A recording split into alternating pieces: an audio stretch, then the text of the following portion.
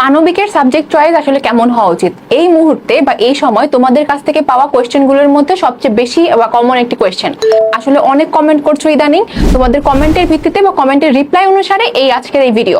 তো শুরু করি।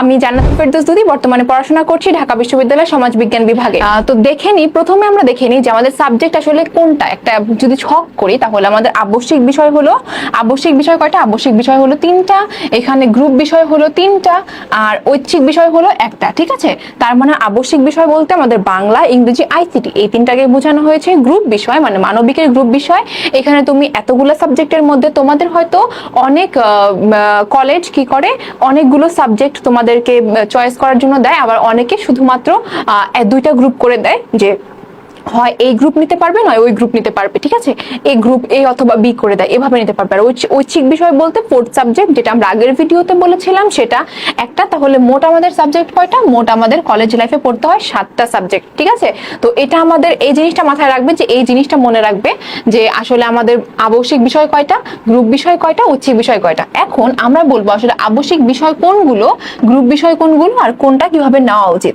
ঠিক আছে, তারপর তাহলে এখন দেখি যে আবশ্যিক বিষয় কোনগুলো। আবশ্যিক বিষয়ের মধ্যে বা আমাদের গ্রুপ সাবজেক্টের মধ্যে একটা হলো পৌরনীতি। কোনটা? একটা হলো পৌরনীতি, একটা হলো অর্থনীতি, একটা সমাজবিজ্ঞান, ইতিহাস, সমাজকর্ম, ইসলামের ইতিহাস, ইসলাম শিক্ষা এবং ইসলামের ইতিহাস সংস্কৃতি। তো সবগুলো কলেজে মেইনলি এই সাবজেক্টগুলোই থাকে। এই সাবজেক্টের বাইরে আসলে তেমন কোনো সাবজেক্ট নেই বা তেমন কোনো সাবজেক্ট থাকে না। এখন কলেজ তোমাদেরকে কিভাবে গ্রুপ করে দেয়? হয়তো দিতে পারে যে এইগুলা তোমাকে, এইগুলা সহ 4th সাবজেক্ট 2টা গ্রুপে দিতে পারে। যে প্রথমত গ্রুপ 1-এ হয়তো পৌরনীতি, অর্থনীতি, সমাজবিজ্ঞান, ভূগোল, এইটা হয় তুমি এই 4টা নিতে পারবে। কয়টা? এই যে এই 4টা নিতে পারবে। না হয় তুমি ইতিহাস, সমাজকর্ম, ইসলাম শিক্ষা এই 3টা প্লাস হলো যুক্তিবিদ্যা, এভাবে নিতে পারবে। ঠিক আছে, তোমাদের হয়তো গ্রুপ এ, গ্রুপ বি এভাবে করে দিল, তো তোমাদেরকে সেই অনুযায়ী কি করতে হবে? সেই অনুযায়ী চয়েস করতে হবে। ঠিক আছে, এখন তোমাদের কমেন্টে আসলে কি ছিল যে কিভাবে নিব বা কিভাবে চয়েস করব। প্রথম কথা বলে দিই যে চয়েস করা বা সাবজেক্ট চয়েস করা একান্তই তোমার ব্যক্তিগত বিষয় বা তোমার কমফোর্ট জোনের বিষয়। কিন্তু আমি যতটুকু কি করতে পারি, আমি প্রত্যেকটা বিষয় সম্পর্কে একটা ধারণা দিতে পারি যেখান থেকে তুমি একটু হেল্প পাবে বা তোমার একটু হেল্প হবে। কিন্তু এখন আমি মনে করো আমার পার্সোনাল চয়েস থেকে বললাম যে তুমি অর্থনীতি নাও বা তুমি ইসলামের ইতিহাস সংস্কৃতি নাও, এটা তোমার জন্য খুবই ভালো হবে। কিন্তু তুমি হয়তো ম্যাথ বেস সাবজেক্ট পছন্দ করো না, তোমার থিওরি বেস সাবজেক্ট পছন্দ, তখন তোমার অর্থনীতি আসলে তুমি নিয়ে একটা বিপদে পড়বে। বা আমি তোমাকে বললাম তুমি ইসলামের ইতিহাস সংস্কৃতি নাও, বা তোমাকে কি বললাম তুমি ইতিহাস নাও, কিন্তু তুমি আসলে সায়েন্স থেকে মাইগ্রেট হওয়া একটা স্টুডেন্ট, তো তোমার ইতিহাস পড়তে স্বভাবতই ভালো লাগবে না, তাই না? তো এর জন্য আমি ওভারভিউ দিব একটা, যে কোন কোন সাবজেক্ট নিলে আসলে ভালো হয়, সেই বেসিসে তুমি তোমার মন মতো বা তুমি তোমার কমফোর্ট জোন মতো সাবজেক্ট নিবে। হ্যাঁ, এখন আমরা তো দেখলাম এই সাবজেক্টগুলো। এখন আমরা আগে দেখেছিলাম কি যে 4th সাবজেক্টগুলো কি কি থাকে।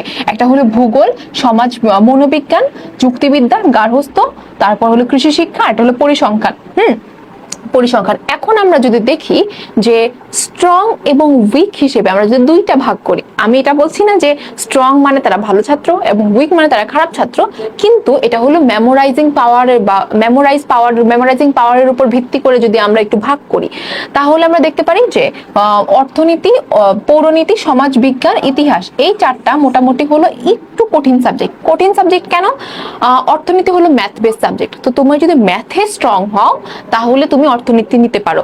এর জন্যই আমি বারবার বলি প্রত্যেকটা ভিডিওতে, যেগুলো আমাদের এই টপিকে হয়, আমি বলি যারা সায়েন্স থেকে আর্টসে মাইগ্রেট হয়েছে তারা কিন্তু কি নেবে? অর্থনীতি নেবে। তোমাদের জন্য কমফোর্ট জোন হবে, তোমার জন্য স্ট্রং পয়েন্ট হবে, কারণ তুমি ভালো বুঝবে, ভালো চিত্র বুঝবে, ভালো ম্যাথ বুঝবে, তোমার জন্য ভালো হবে।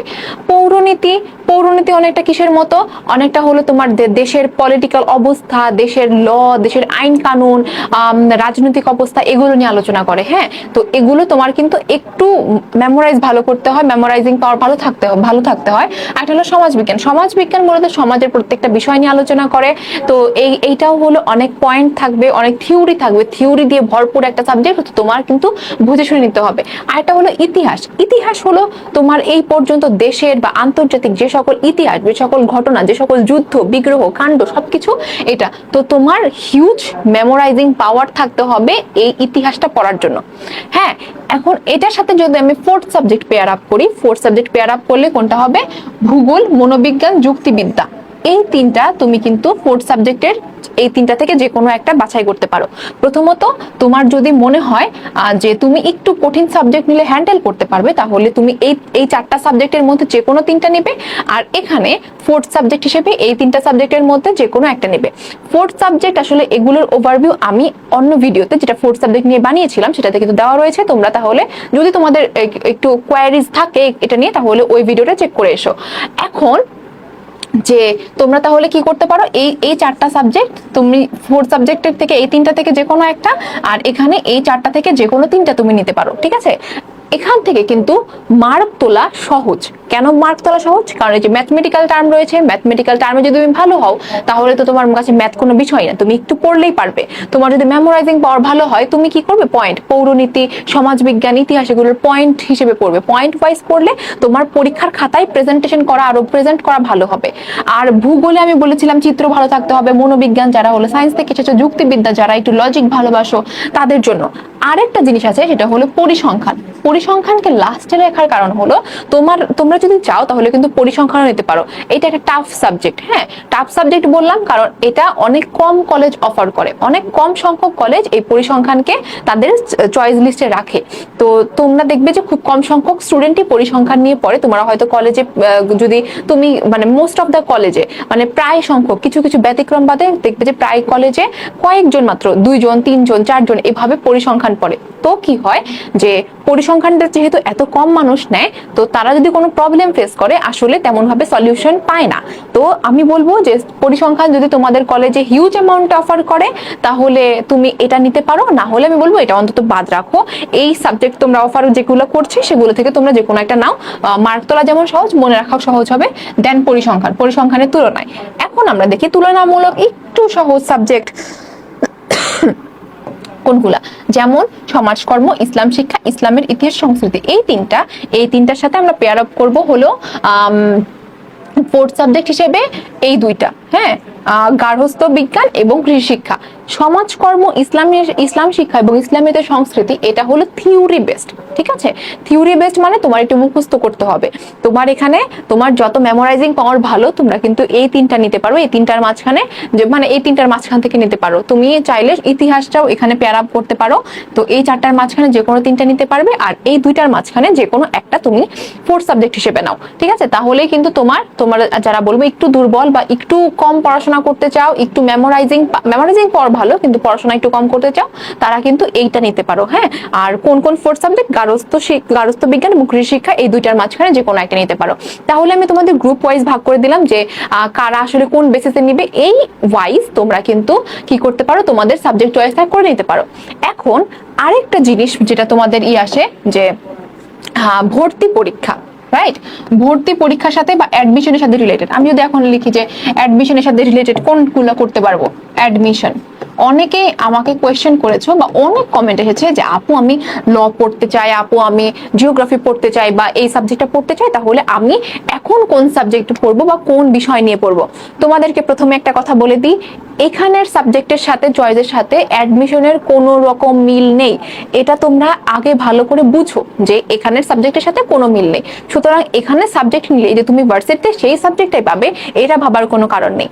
এখন তোমার যেটা প্রয়োজন এইচএসসি তে ভালো রেজাল্ট করা, সেজন্য যে সাবজেক্টটা তোমার জন্য সুইটেবল, তোমার জন্য কমফোর্ট জোন, সেই সাবজেক্টগুলো নাও। তুমি যেটাতে ভাবছো যে এই সাবজেক্টগুলো নিলে আমি ভালো করতে পারবো এইচএসসি তে, সেই সাবজেক্টগুলো এখন চয়েস করো। কেন?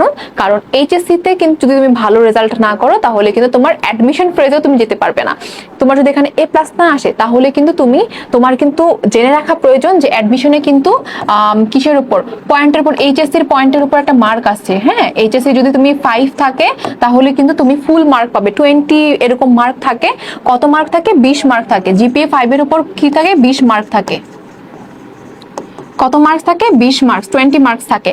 হ্যাঁ, এটা তোমার এনশিওর করতে হলে কি করতে হবে, তোমার এখানে একটা ভালো রেজাল্ট করতে হবে। এইচএসসি তে ভালো রেজাল্ট করতে হবে, সেজন্য ভালো করে পড়তে হবে।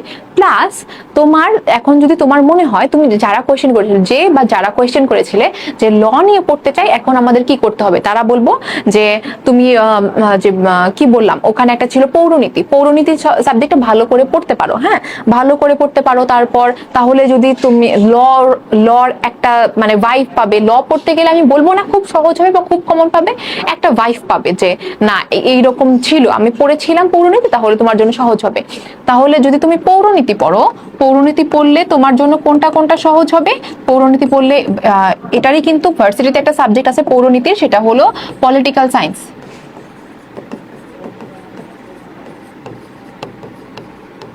পলিটিক্যাল সায়েন্স আরেকটা কি, আরেকটা হলো ল, এটা কিন্তু তুমি করতে পারবে। আরেকটা আছে আমাদের যে বর্তমানে সাবজেক্ট, সেটা হলো সমাজবিজ্ঞান। হ্যাঁ, সমাজবিজ্ঞান বা সোশিওলজি যেটাকে আমরা বলি, সমাজবিজ্ঞান।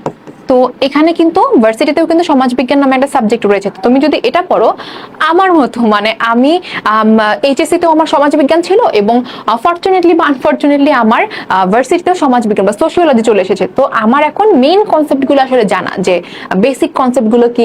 আমার মতো যদি তোমাদের কপাল হয়, তাহলে তোমরা কিন্তু সমাজবিজ্ঞান এখন পড়তে পারো, এবং সমাজবিজ্ঞান তোমার ভার্সিটিতেও চলে আসতে পারে। এর জন্য তুমি সমাজবিজ্ঞান সাবজেক্টটা নিতে পারো। যদি তোমার সমাজবিজ্ঞানের প্রতি একটু টান থাকে বা তুমি এরকম পড়তে চাও, তাহলে কিন্তু যদি ভার্সিটিতে চলে আসে, তাহলে তোমার বেসিক কনসেপ্ট গুলো জানা থাকবে। তারপর আছে ভূগোল। ভূগোল পড়লে আবার ভার্সিটিতে একটা সাবজেক্ট আছে জিওগ্রাফি। জিওগ্রাফি, তো জিওগ্রাফি সম্পর্কে তোমার ভালো জানা হয়ে যাবে। তারপর আছে ভার্সিটিতে একটা সাবজেক্ট আছে সাইকোলজি। সাইকোলজি, তো এই সাবজেক্টটা পড়লেও তখন তোমার ভার্সিটির মেইন কনসেপ্ট গুলো জানা হয়ে যাবে। তো এরকম কতগুলো সাবজেক্ট আছে যেগুলো যেগুলো ভার্সিটিতেও তোমাকে প্রোভাইড করে। তো সেগুলো পড়লে তোমার ভার্সিটির যে সাবজেক্টগুলোর মেইন মেইন কনসেপ্ট গুলো বা বেসিক জানা থাকবে, সুতরাং তুমি ভালো করতে পারবে। কিন্তু ল নিয়ে আসলে তেমন কোনো সাবজেক্ট নেই। তো তোমার এখন কি করতে হবে, এখানে ভালো করতে হবে যাতে তুমি ভার্সিটিতে একটা ভালো পজিশনে র্যাঙ্ক করতে পারো, প্লাস তোমার এইচএসসির মার্কটা যাতে ফুল মার্কটা পাও।